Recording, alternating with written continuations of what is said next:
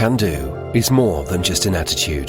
Can do is navigating today for a brighter tomorrow. It's the expertise to try to minimize risk while maximizing opportunities.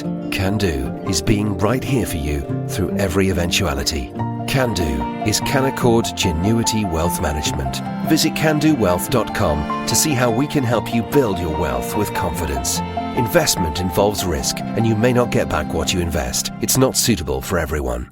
It's the week ending Saturday the 28th of October, and this is The Week Unwrapped. In the past 7 days, we've seen Israeli tanks crossing into Gaza for the first time since the October the 7th attacks, Republican Mike Johnson being elected House Speaker in Washington, and Barry Manilow announcing his retirement residency at the London Palladium in the spring.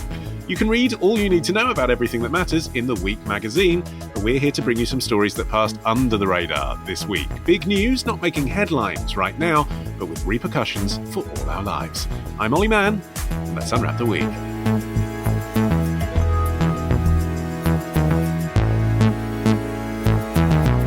And joining me today from the week's digital team is Julia O'Driscoll. Live from Hong Kong, it's lecturer and podcaster Abdulwahab Tahhan. And we're also joined by the host of the One Decision podcast, Julia Macfarlane. Okay, Julia M., who we're going to call Jules henceforth to mitigate the two Julias issue. You're up first. What do you think this week should be remembered for? Why Iceland's PM took the day off.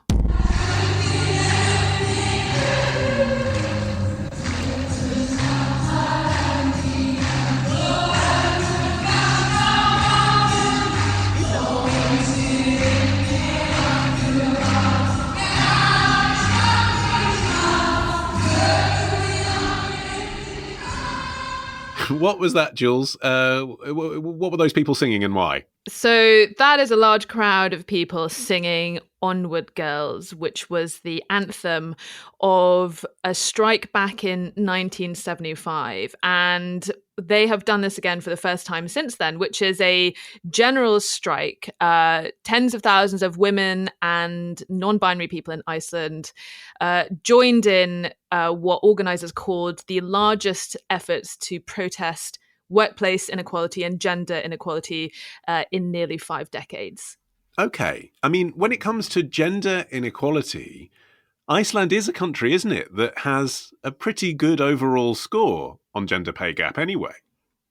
Yeah, I was reading up on this, and it was I found this wonderful quote by the New York Times a few years ago, which described Iceland as this tiny gender utopia where selling pornography has been banned since 1869, and the world's first openly lesbian prime minister was elected in 2009. Obviously, Iceland has a lot more gender parity than a lot of countries, notably the US and the UK and a lot of other countries in the G8. But they say that in recent years, parity in terms of pay has declined in recent years. And so they staged this strike to get it back on the agenda. They say that more work needs to be done. And actually, even the Prime Minister, Katrin Jakobsdottir, took part. She told local media that she was not calling any cabinet meetings and she was expecting other women in the government to join the strike. Isn't that a bit bizarre, being the Prime Minister out on strike to bring attention of an issue to what, yourself?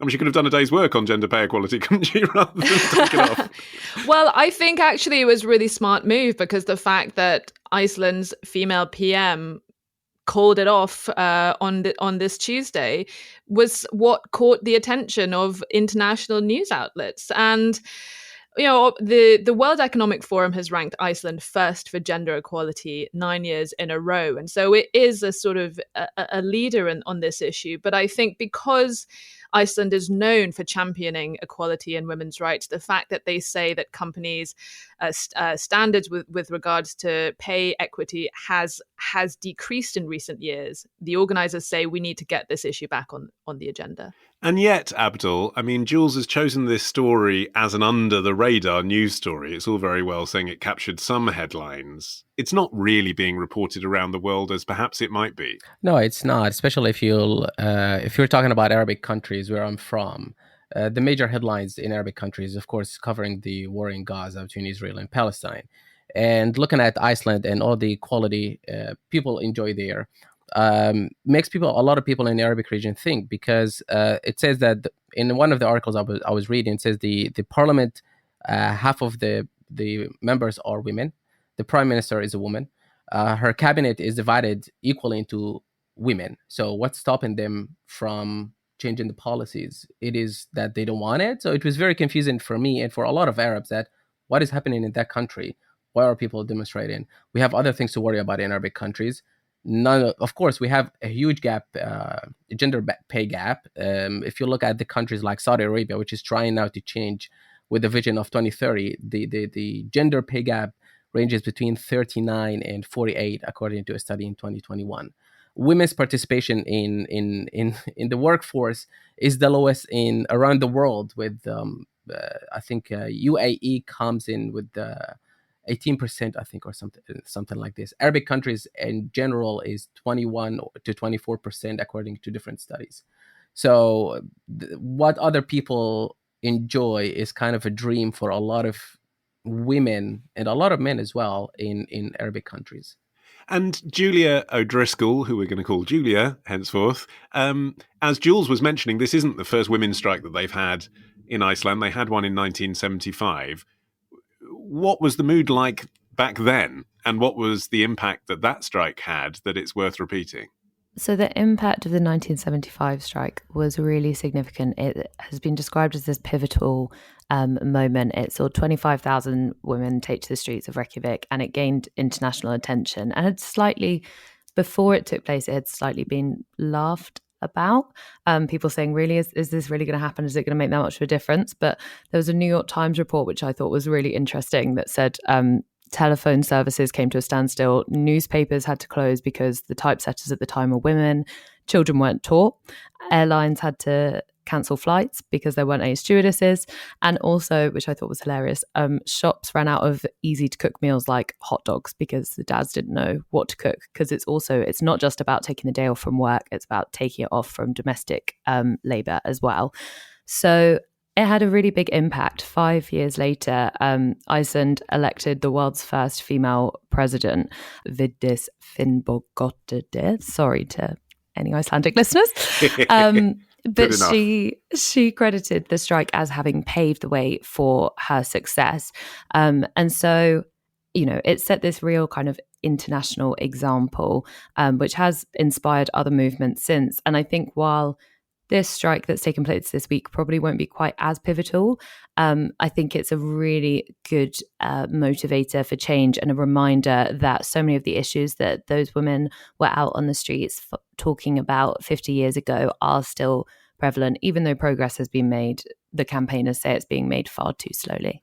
Jules, for the campaigners, obviously they may feel there are lots of issues that women and non-binary people still face, much like they did in 1975. But for men, looking at these campaigns, in 1975, some Icelandic men called it the Long Friday because they had a day where they had to do all these domestic chores after their job but didn't realise how much women did. I can't imagine there's that many Icelandic men in 2023 that don't realise the contribution women and non-binary people make. No, I think that's true. And obviously, there's been a lot of progress since then. But I think it's interesting that, they did cite domestic duties. And that is something that, there was a survey done in the UK recently where respondents admitted that even though they believed household chores should be shared 50% in the household, actually men only did sort of less than half, and women automatically do end up taking the majority of household work. But also part of the protest was violence against women, and that was an important part of the 2023 demonstration and protest as well. And I think the other thing is, obviously, Iceland has it really good compared to a lot of other countries. But I think what they're saying is that you either have parity or you don't have parity. Having nearly equal status or pay or equality isn't good enough. And so part of this process, part of this protest was illustrating that doing really well is actually not doing good enough if you don't have parity and equality. Yeah, there's something I disagree here with Julia when she said that they elected the first female president. If you look at Arabic countries, we have Cleopatra, 30 to 51 BC. She was the first queen. She ruled Egypt, the kingdom of Egypt, I think more than equally. And she got a very handsome boyfriend in Antony, very famous love story, tragic, actually. We have another one in Yemen of the name of Balqis, which is mentioned in the Quran. And she was the queen of kind of place now called Yemen, or the area there. So we have a number of them. But that was all pretty much before Jesus Christ came to this world. Nowadays, fast forward, you look at the situation, it's not really that good. I mean, talking about sexual harassment and domestic violence, we're not strangers to this. Equal rights, it's in our constitution, a lot of men are allowed to marry 4 women or 2 women. And this is the kind of the stereotypes. And a lot of people ask me, do you have 4 wives? And I look at them and say, hey, I'm poor enough. I'm not rich enough to have 4 wives. I'm bald. I cannot afford hair transplant.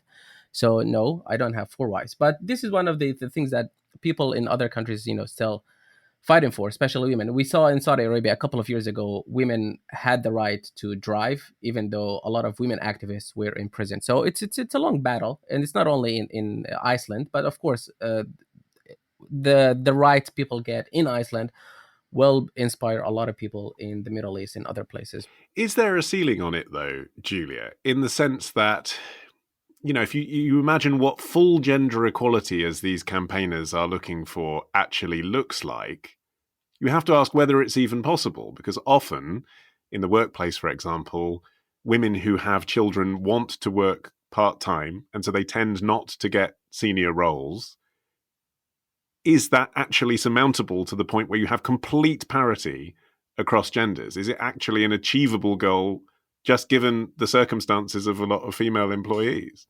It is a really good question. It wasn't something I'd thought about, actually, because I guess I had optimistically assumed that, yes, it would be. I guess for me, the point would be that the option is there, that people they might then make choices that mean that they take on more of the domestic labor or whatever. But the point is that those options are there. The infrastructure, the way that society is set up, enables that to be an active choice rather than a situation that is taken as the norm and just kind of perpetrated. I think it's a really interesting question, because you're right. I mean, it is a fact of, female biology that women breastfeed. And so when women take time out for maternity leave and to raise children, that's not something that the dad can do, for a certain number of months or a year or however, if you choose to have children, which, we kind of have to do because our population is dwindling and we're setting ourselves up for quite a demographic time bomb. It does make it difficult. But, I think what some companies are doing by encouraging flexible working, giving other people a chance to move sideways or up in their career, doing maternity cover. I think there are things we can do that factor in, the facts of life, but that can protect women and also make it seem more like, going off for maternity leave and things like that is not some big problem that has to be managed. Indeed. I should say, for the record, that all of you are paid the same for your contributions to this show, handsomely, regardless of gender. Okay, Julia, you're up next after this. Can do is more than just an attitude. Can do is navigating today for a brighter tomorrow. It's the expertise to try to minimize risk while maximizing opportunities. Can do is being right here for you through every eventuality. Can do is Canaccord Genuity Wealth Management. Visit candowealth.com to see how we can help you build your wealth with confidence. Investment involves risk, and you may not get back what you invest. It's not suitable for everyone.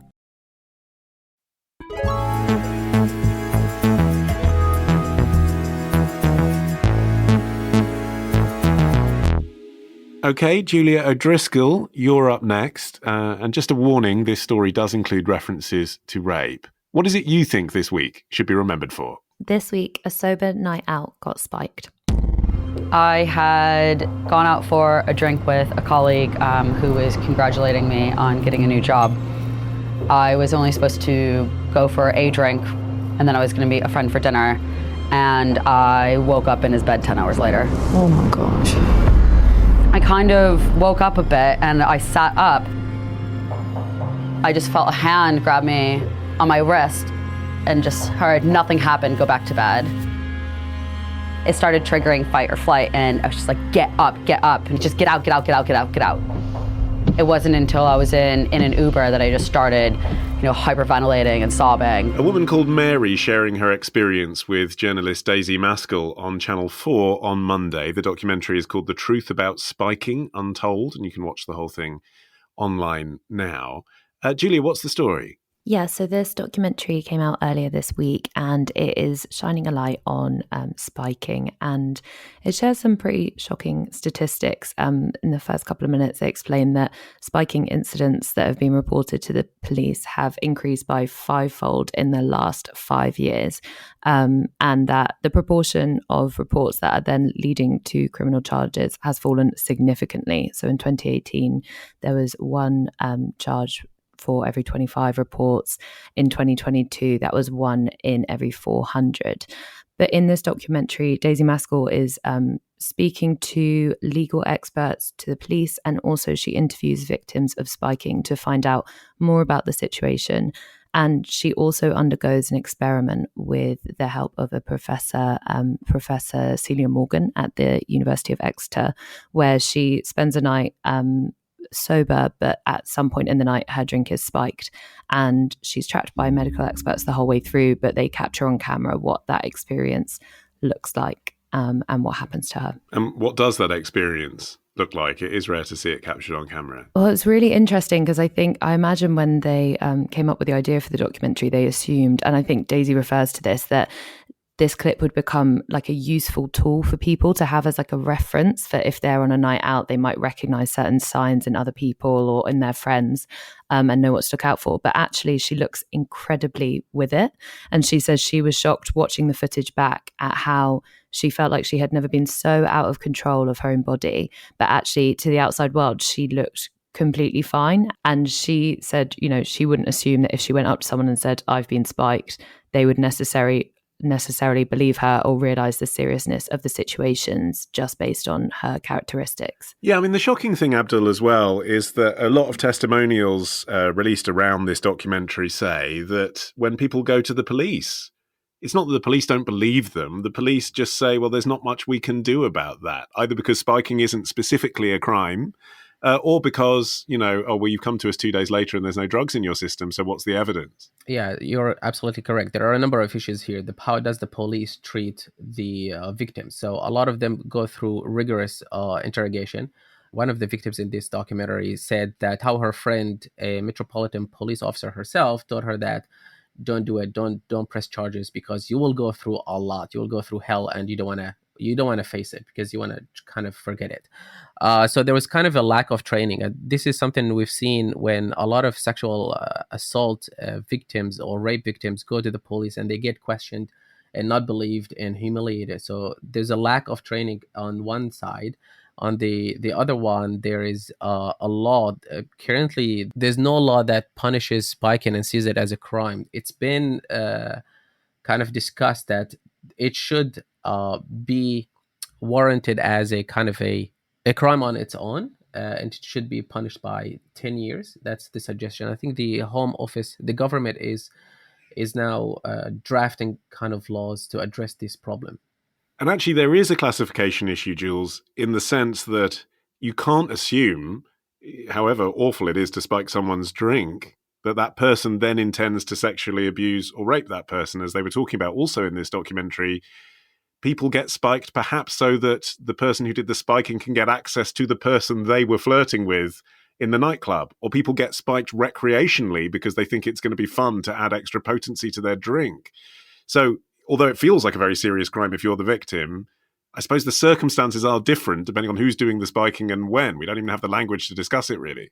Yeah, I think like a lot of issues about boundaries and violence against women, but I should also say it's not just spiking, it's not just an issue for women. And I just want to remind everyone of the story from 2020 which concerned an Indonesian man, shame of Indonesia. Britain's most prolific serial rapist was jailed for a minimum of 30 years for luring, I think it was almost 200 men over a period of just over 2 years to his flat. Mostly all of them were drugged. And then all but 4 of the 50 victims in that case were raped. And that was, an astonishing crime, because when we talk about spiking and things like that, there is an emphasis on women, rightly, I think, but this is something that affects men as well. And actually, it's not just drinks being spiked, is it, Julia? There are other things to be alert to as well, methodologies that perhaps people just are unaware of.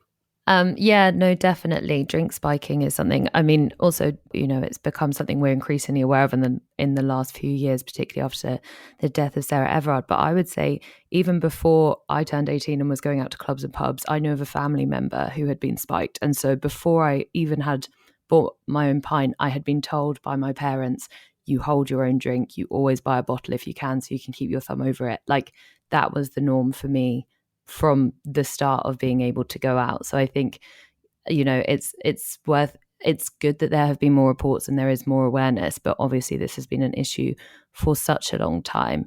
And yes, the way that people are spiking has also changed. There were reports a couple of years ago, people raising awareness, saying that they had been spiked with a needle in a club. And that was also very difficult for police to prove that was what had happened. I can't remember the specific ins and outs of the cases that were making the headlines, but it was all around the time of the Girls' Night In protests a couple of years ago, where university students in Edinburgh staged boycotts of clubs to draw attention and call for venues to do more. What do you think venues could do, Abdul? Because I'm sure, every bartender in the country probably knows who the creepy guy is who comes in. The aberration is putting a drug into someone's drink, and if you don't see it, how can you stop it? Yeah, well, in the documentary, you can see a pub in Exeter, in which the owner, they have a testing kit. So if you tell them that you suspect that your drink has been spiked, they can test it for you to tell you if it's been spiked or not. This is one thing. They also they ask you to report it to them, so they can take care of you. One of the things I think they can do is that they serve drinks in a kind of closed bottle, and they put kind of a lid on it. In South Asia, we've got a culture of tea drinking and bubble tea. It's very, very famous in here. And it comes in a can. So they made it in front of you fresh, and then they put a lid and press it. So it comes like a Coke. So you can only drink it through a straw. I don't know if this technique could help or people would enjoy it, just like they enjoy tin cocktails.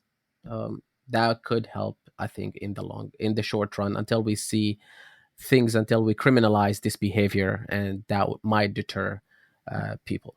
And really explain, I guess, as well, Jules, to younger people, as Julia was suggesting, what the risks are. Because even if you're in a group of people that are taking it recreationally, the point is, if someone's not giving their consent to drink anything, that could be a risk. Even if you take aside all the mental implications, that could be a risk. For example, if they have a latent heart disease, they could have a heart attack. Right. And I mean, I think there's also a warning that, young people who dabble in illicit drugs, you don't actually know what it is that you're taking. And as you're totally right in pointing out, you don't even know your own sort of medical situation. And there have been, when I was at university, I remember methadone was all the rage before it became illegal, when it was still plant fertilizer.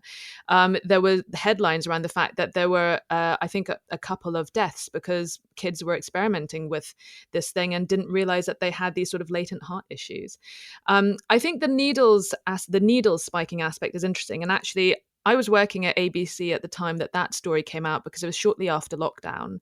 And they wanted me to do this story because there was a huge sort of panic about this so-called epidemic of women and girls claiming that they had been spiked with needles, injected with some kind of drugs. But we ended up not being able to do the story because we couldn't really sort of prove that it was something that was happening in an epidemic. And a lot of experts were saying, actually, the physics of trying to inject people was quite difficult. And it may have just been something that people had these unknown injuries that they came. There was a few girls who had done interviews on the news who said, a student in Nottingham, I believe, who said that she felt a sharp pinch or scratching sensation and then she blacked out.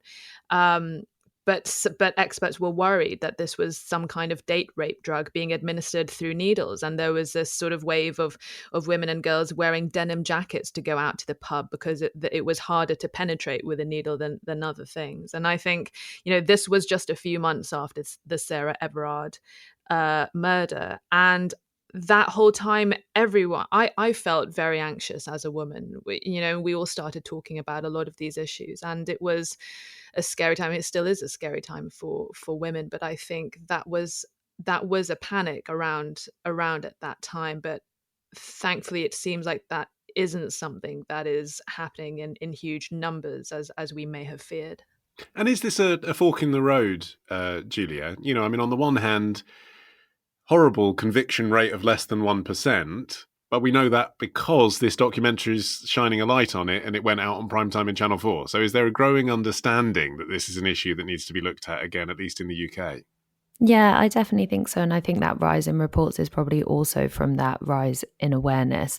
The government are looking at it, and they are due to publish the Home Office is due to publish a report. It was meant to come out in April, but it's coming this autumn. So it is being looked at closely. It just is going to be interesting to see what kind of measures they suggest and recommend. And if it's not creating a law that specifically makes spiking a crime, whether there might be, for example, investment into more training resources for people that manage and work in clubs and pubs so that they are able to keep their customers safe.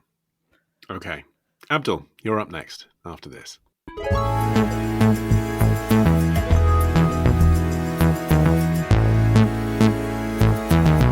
Okay, Abdul, you're finishing the show. What do you think this week should be remembered for? It's been a rough week for dogs in China. These dogs are a status symbol for some people, and that's unfortunate because the people that are getting into a dog or a breed for a status are the wrong caliber of people. Whatever breed it is of that has this weight and this power, you'll have the same problem. So it's not the breed that needs to be banned. Bully XL owner David Farr talking to Sky News back in September when, you might recall, there was an 11-year-old girl and 2 men injured in an attack by a Bully XL dog. Here in the UK, what's happened this week in China, Abdul? Well, this week it's been reported that the authorities have cracked down on unleashed and astray dogs in China after a Rottweiler attacked a 2-year-old... Rottweiler attacked a 2-year-old toddler in a compound, in a residential compound. The dog was unleashed. It had an order, and it caused injuries to the 2-year-old girl who her mom was trying to save her so much. But the dog was very persistent and kept mauling and biting her. Really horrifying, but it's what happened next that's kind of the story, isn't it? What happened next is that the crackdown on the dogs, that the authority decided to crack down on all those unleashed dogs and the dogs who are astray. And some people took it up to their hands and decided to leave poisoned food for astray dogs as kind of a way of revenge. Now, we all know that China does not really have specific rules to deal with dogs. So it's kind of each province has its own rules. And a lot of people in Beijing have been warned, especially those who have medium and oversized dogs, to keep their dogs indoors or, take them out during specific hours and keep them leashed and be very friendly to the authority. And what's the reaction been to this news over there, Abdul? Because as you say, we are all aware of the lack of animal rights in China, but they do have pets. And it's very different, isn't it, when you're talking about your pet versus an animal in the street? People have pets, and it's received the people were divided between this. So some of them tried to poison. Some crazy people tried to poison dogs. Some people really hated dogs and started kind of taking revenge on them. While others, like celebrities, tried to raise awareness that this is kind of an individual behavior. This is not the fault of the dog. There kind of was a rage at one of the university where they captured a dog and put him down. And if you look at the photo of the dog, he was kind of cute and smiling, but the university said that the dog had attacked a student. So, but we don't know if the dog owner of the dog that attacked the 2-year-old girl was arrested. Some reports say he was arrested, but the official account online of the local police did not say anything about this matter.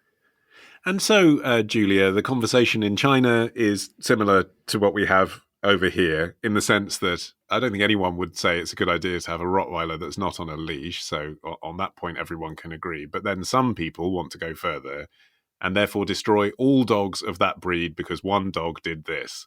Or, as in the case of the UK, 3 or 4 dogs did this. Those conversations might be inevitable, but it's hard in legislation, isn't it? The vast majority of dogs of any breed don't do that. Incredibly complicated. I actually really hadn't realized quite how complicated until I started looking at this story. But the RSPCA is very against any kind of breed-specific legislation. So that's legislation that would name the specific breeds that it's no longer allowed to be owned in the UK. They say that there is no specific research to suggest that dogs who are bred for fighting are actually more aggressive, and that all dogs are individuals. So a breed can't necessarily be an indicator of aggressiveness, is what they would say. But then obviously people on the other side of the debate would say that, you know, they have these characteristics that if a dog, it might have displayed no aggressiveness at all, but all it takes is one incident, and their physical characteristics mean that an aggressive incident can be far more dangerous and deadly than if it was a breed that hadn't been bred to develop with those characteristics. So it's really tricky and a really thorny area, and the UK is going to come up against a lot of campaigning and controversy, I think, on both sides as it looks at how it's going to implement the ban. You were nodding along there, Jules. You seem to buy the argument that all dogs can bite, but a Bully XL is different to a Chihuahua. This is not something I'm going to pretend to be impartial about. I live in a neighborhood where there are about half a dozen XL bullies who I see regularly, and a few of them, 2 of them I know to be dangerous dogs that have attacked people and dogs before, and their owners keep getting sort of spoken to by police, and I still see them out at the local park with their dogs off lead. And a few of the other XL bullies who I know who are girl dogs, and they're perfectly friendly, but their owners breed them like crazy, and we see their puppies all over the place. I think the XL bully is something that is difficult because, you know, Staffordshire Bull Terriers, I know people have them, they are lovely dogs, they're much smaller. But I think the idea that it's, you know, a few dogs giving the breed a bad name, I don't think is true. I mean, there was data on fatal dog attacks between 2005 and 2017 in the US, and the vast majority of fatal dog attacks, 65%, are pit bull and pit bull types. The Rottweiler is way behind at 10%. I think there is a problem with the XL bully because they became extremely fashionable as a status symbol, particularly during lockdown. And there's a lot of bedroom breeders. And there was this really interesting article in the Telegraph that looked at this one stud called Kimbo, who's from Los Angeles. And he is a dog that has produced a lot of dog fighting dogs. And it was found that half of all XL bully dogs in the UK are descendants of this dog that has produced generations of a lot of violent animals and has killed humans in the US and in the UK. And there are some, you know, you look at a lot of these bedroom breeders, and a lot of people who are concerned about this have taken screenshots, and you can see that there is a genealogy and there's a lineage here of studs who have been associated with dog attacks and attacks against humans.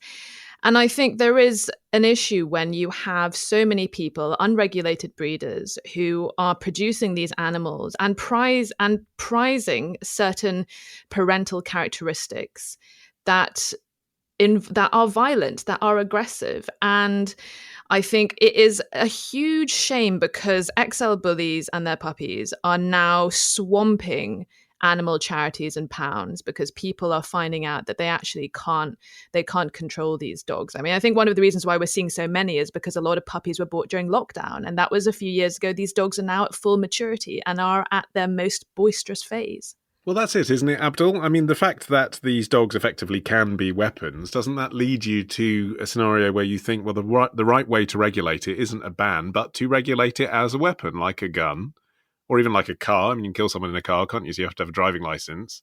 Should it just be the case that you can only buy a dog that could be potentially dangerous if you have passed some sort of qualification or test as an owner?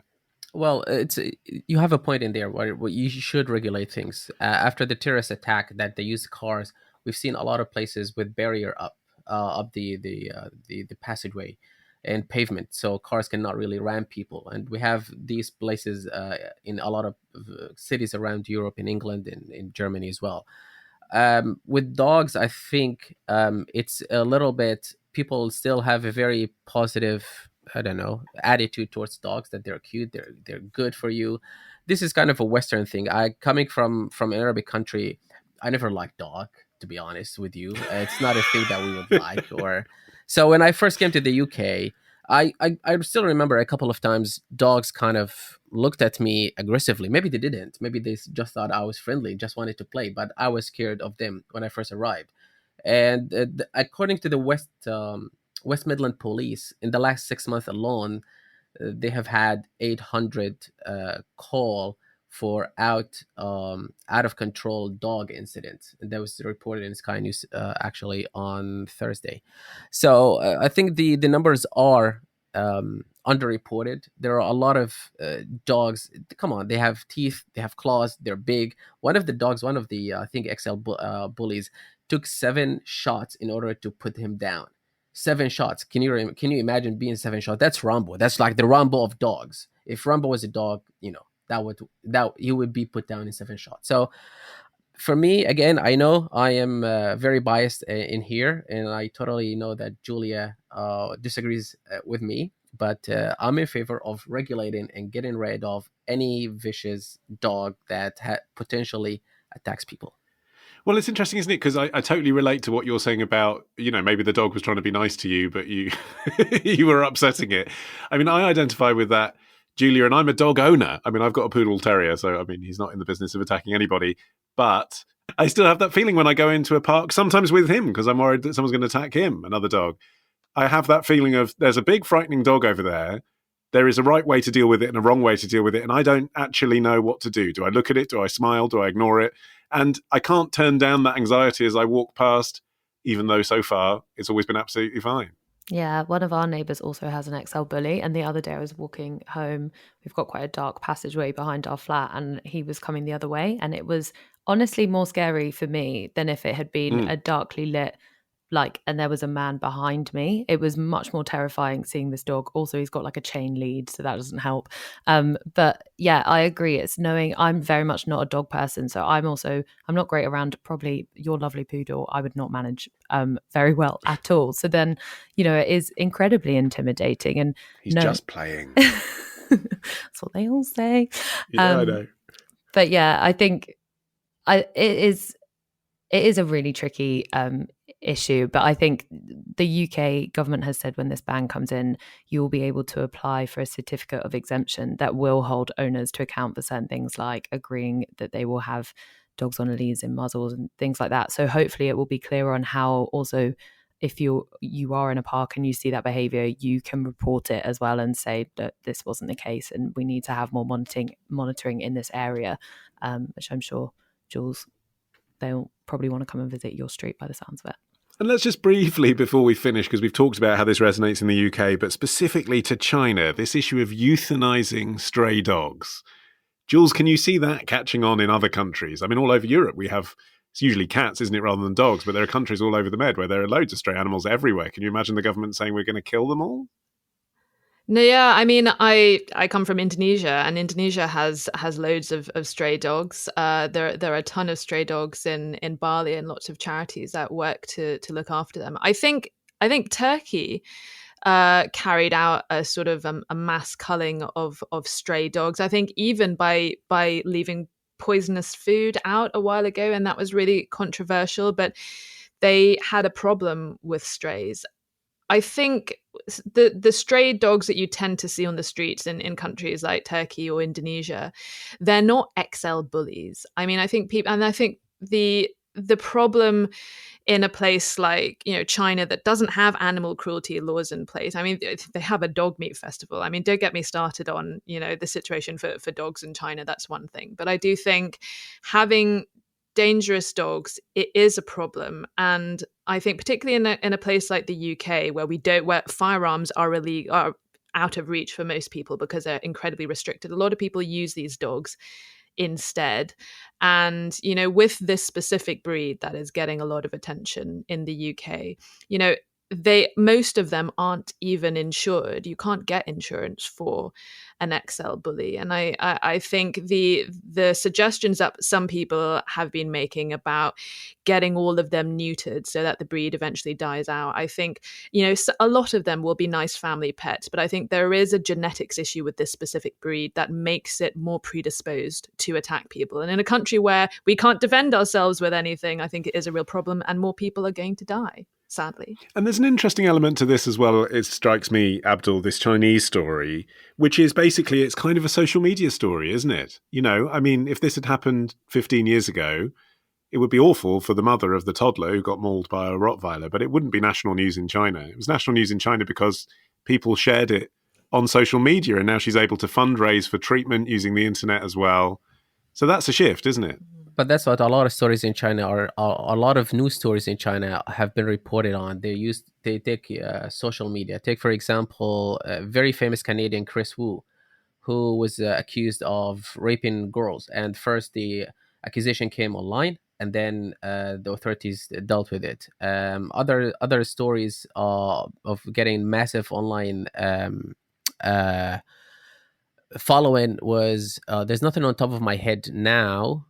I think I remember the story we reported a couple of weeks ago or a couple of months about the brides in China, you know, the government paying money to the bride. That was not reported online. That was a very insignificant story that really didn't make any headlines other than in some places. But social media nowadays is you know, it's used for to report a lot of things. And they have CCTV cameras. If you've been to China, you'll see CCTV cameras are everywhere.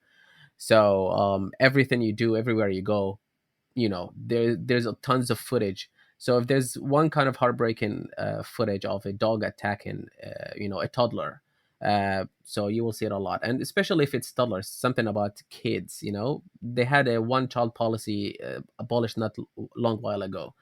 And I don't know, for me, again, as a person who doesn't like really animals and doesn't have kids and doesn't want to have kids, when I went to China, I felt like kids are very spoiled there in mainland. I mean, they're completely spoiled on a different level. But anyway, it's a good thing that when there's a lot of attention to safeguard them and protect them. Okay. I look forward to the Abdul Chinese Rants podcast, but that'll have to be a different edition. In the meantime, my thanks to Abdul and to Julia 1 and Julia 2 as well. You can follow this show for free. You can get every episode as soon as it's released. Just search for The Week Unwrapped wherever you get your podcasts and tap follow. You can also get 6 free issues of The Week magazine with a trial subscription if you go to theweek.co.uk/subscribe. In the meantime, I've been Olly Mann. Our music is by Tom Morby, the producer Sophie King at Rethink Audio. And until we meet again to unwrap next week, bye-bye.